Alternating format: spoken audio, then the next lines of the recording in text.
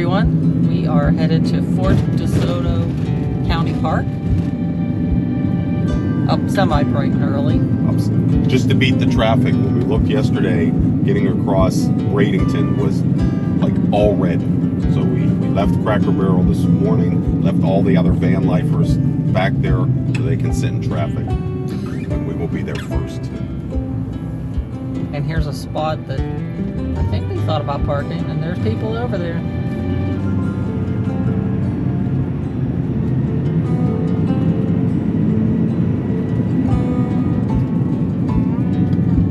Lots of people.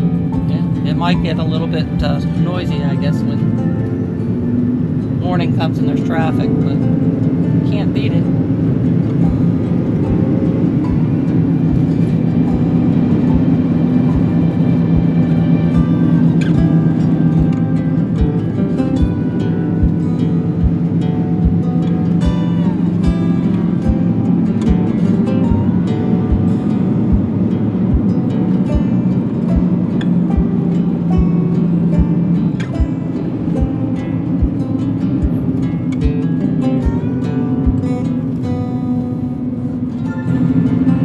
So that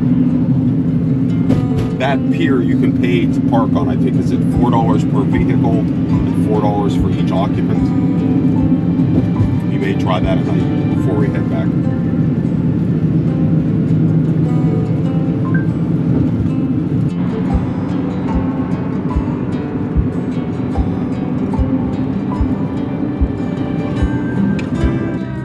Today we're exploring Fort DeSoto Park, a stunning spot just south of St. Petersburg, Florida. Covering over 1,100 acres across 5 islands, this park's got incredible beaches and history. We're sitting, having a peaceful breakfast, and then we got neighbors.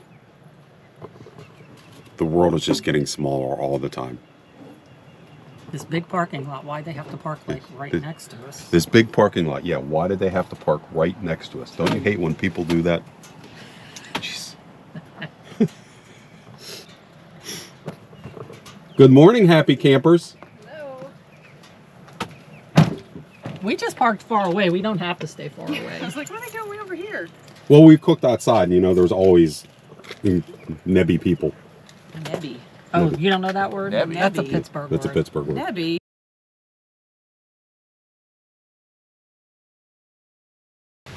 Well, we're at the fort, or the park. We made our breakfast. Steve and Audra and Bill and Christina joined us. They're still at the other parking lot. We moved down to, this is the East Beach parking lot. It's a little closer to the beach. And so we're just taking a stroll with our hot caffeinated beverage.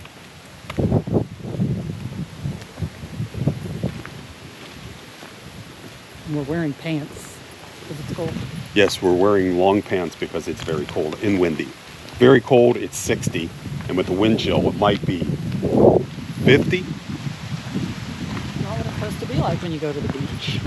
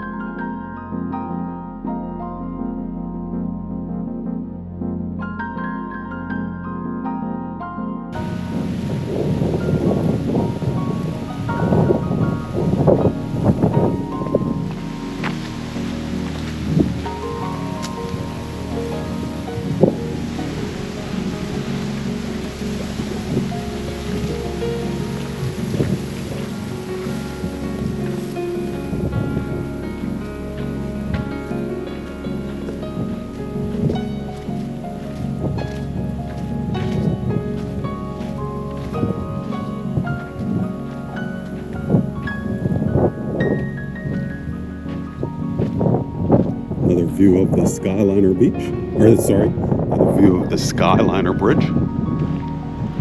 We're probably going to camp next to that tonight. We can see the pelicans trying to eat, but of course they won't show up on the GoPro, unfortunately.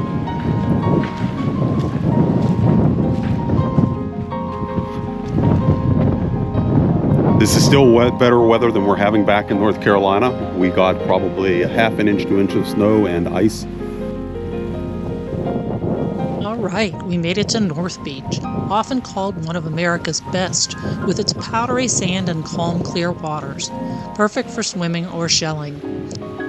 Then there's East Beach, a quieter spot great for picnics and kite flying, with its steady breezes. And don't miss out the Gulf Beach area, near the piers, ideal for fishing or just chilling out.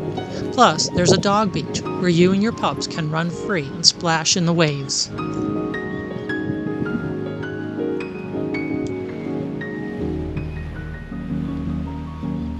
On eggs. We're sitting on eggs. Do you want me to climb up? Are they tasty? Yeah. So what is the body of water we're coming up to? Gulf of America.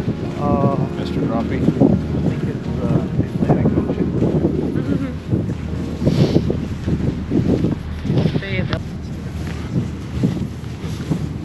So we gotta find a place to cross the water.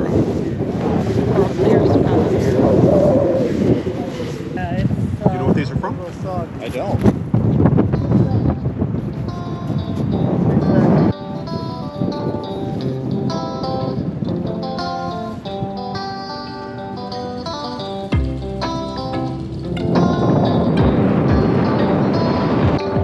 Fort DeSoto Park is a prime spot for kite surfing, also called kiteboarding, thanks to its unique geography and conditions. The best kite surfing happens around North Beach, often nicknamed Sand Dollar Beach by locals for its sand dollar finds. This area has large, shallow flats, knee to waist deep, ideal for learning or practicing tricks. Launching is restricted to the northmost tip of North Beach to keep the peace with beachgoers. Walk about a half a mile from the parking lot to set up.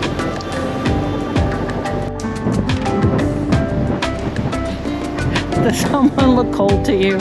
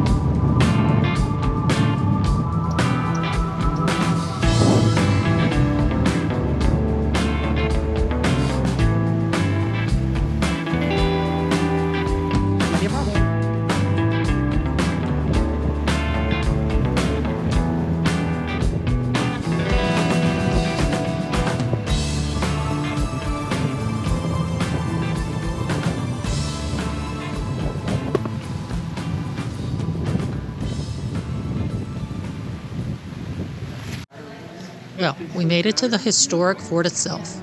Built over a century ago, this place has stories to tell and we can't wait to share them with you. The fort was built in 1898 during the Spanish-American War. The U.S. wanted to protect Tampa Bay, so they built this outpost on Mullet Key, one of the 5 islands in the park. It has thick concrete walls, massive cannons, and even underground rooms. They finished in 1900. But here's the kicker. It never saw a single battle. Still, it stood ready until World War II, when it became a training ground. Okay, I can't see you.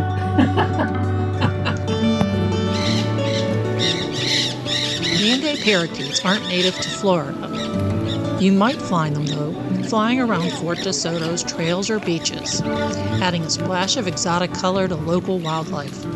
They're loud, with shrill screeches and chattering calls, especially at dawn and dusk, so they're hard to miss if they're nearby.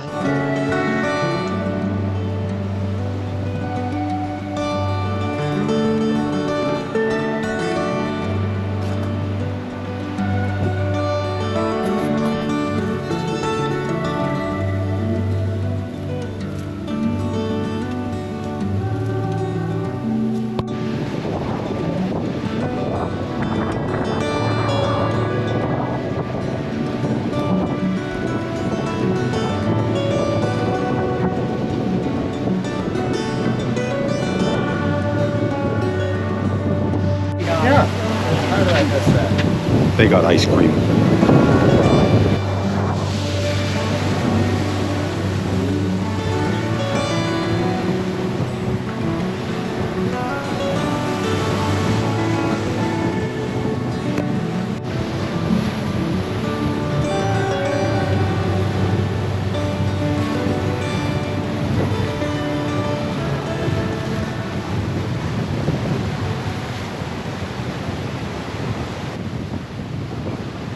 Here at Fort DeSoto, you'll find two piers. First up is the Gulf Pier. It's the big one, stretching over 1,000 feet into the Gulf of America. It's perfect for fishing, with strong currents bringing in big catches like sharks, mackerel, and even tarpon. The second is the Bay Pier, a 500-footer on the Tampa Bay side, great for snagging smaller fish. The view is killer. Look left for the Sunshine Skyway Bridge, right for Egmont Key Lighthouse. It's also where the ferry to Egmont Key docks.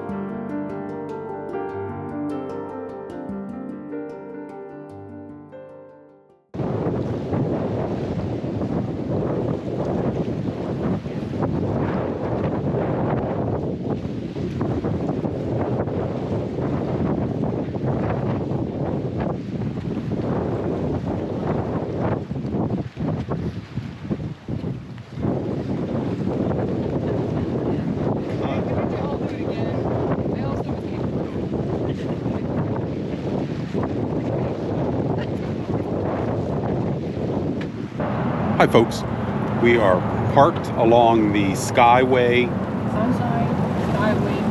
the Sunshine Skyway Bridge fishing pier area. We spent a day here probably about a month ago, and we're going to camp here tonight. Hopefully all goes well. We are with Steve and Audra, who are in front of us, and I know none of this is probably going to show up on camera, but it's really a nice place to park. So yeah, we'll show you in the morning. It's a bright, sunny morning. We had a great night's sleep here, no issues, and the road noise isn't very bad at night, so a better view this morning. We believe we are across the bay from Bradenton, so I'll give you a little shot.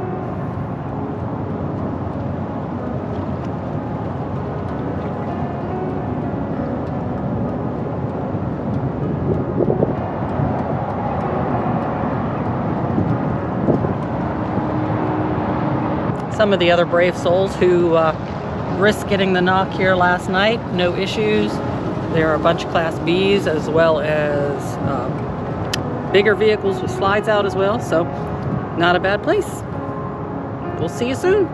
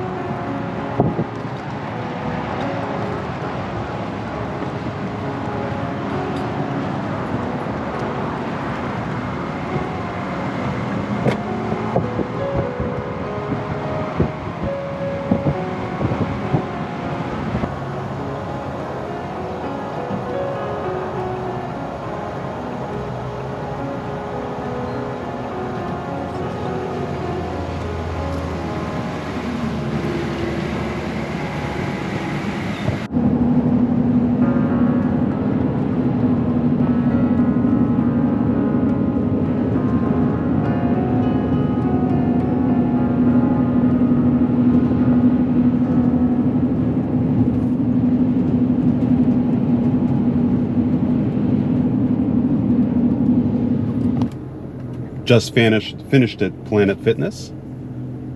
This was a nice one. It had hot water and plenty of pressure. That's our 2 rating factors. I guess the third one would be clean. It was also clean. Now we're heading to Walmart to get some food for the day or two, and then trying to figure out what we're going to do for the rest of the day. I guess we'll hopefully find a place to park by the beach and do some work there. If not, it'll be off to a library. In St. Pete's, right? In St. Pete's, yes. Okay. Bye.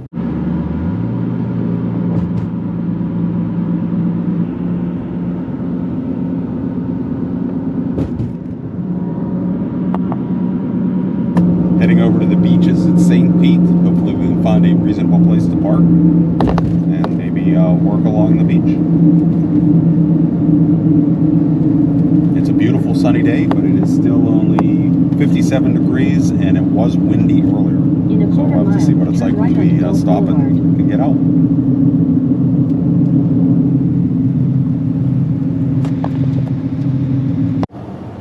So we struck out on the beach parking. It's $4 an hour.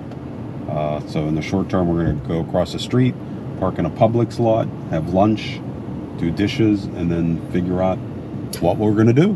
Where we can park. Where we can park. An exciting day of van life, folks. One thing about this park, it has the biggest speed humps we have ever seen. We were worried about scraping.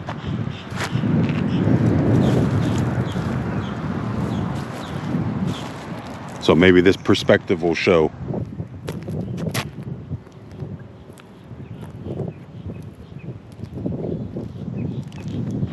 ProMasters really don't have the greatest ground clearance in the world. Well, we made our way to John S. Taylor Park, a 156-acre park in Largo, Florida.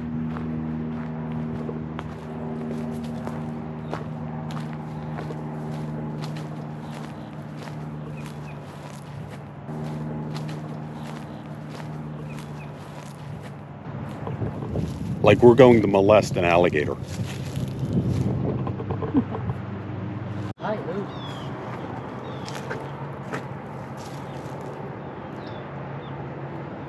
Florida has a lot of things that can kill you.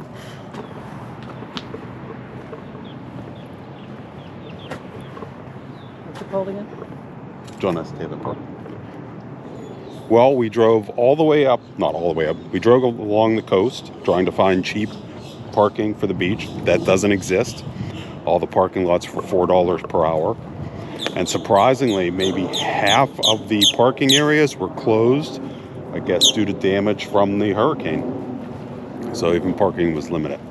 We ended up at John S. Taylor Park in Largo. We have a request in for a harvest host right across the street. We haven't got that approval yet. This is a really nice park. There's a nice lake. that has a path around it, so that's what we're going to do now. And I guess we'll be on the lookout for gators and snakes and coyotes. The start of a measured mile. Gray, do you think we're going to be able to do it? I can. Such optimism. Nestled next to a 53-acre freshwater lake, Taylor Lake, this park's a paradise for anyone who loves the outdoors. The lake is stunning, surrounded by a 1.8-mile shell trail that's great for walking, biking, or just soaking up the scenery. Every good path has a bench. I think I'm going to have to try it out.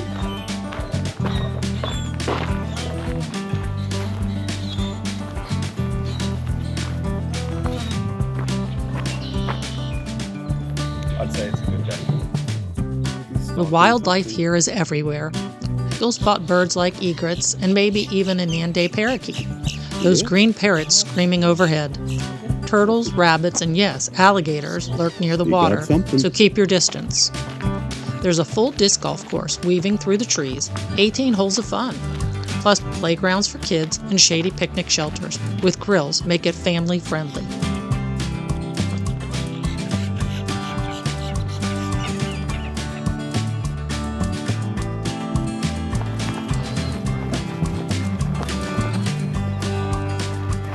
Isn't it always a good idea not to drive off the pavement?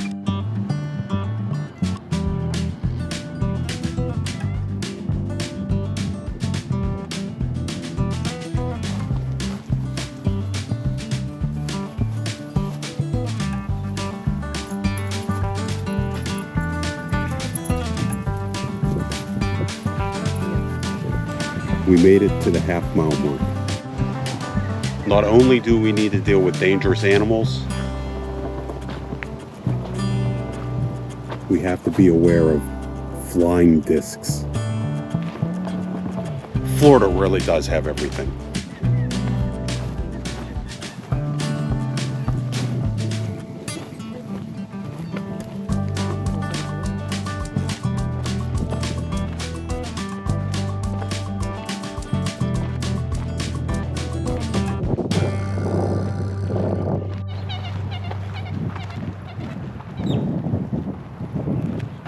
And we successfully completed the measured mile. How do you feel, Gray? Let's go again. You ready? No.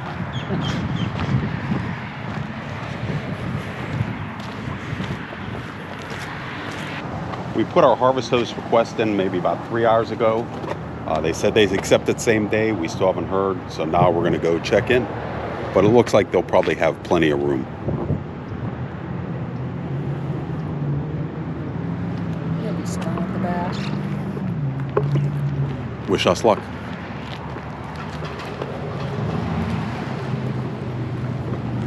And just, this is how close we were to the John S. Taylor Park. That's where we spent the last few hours.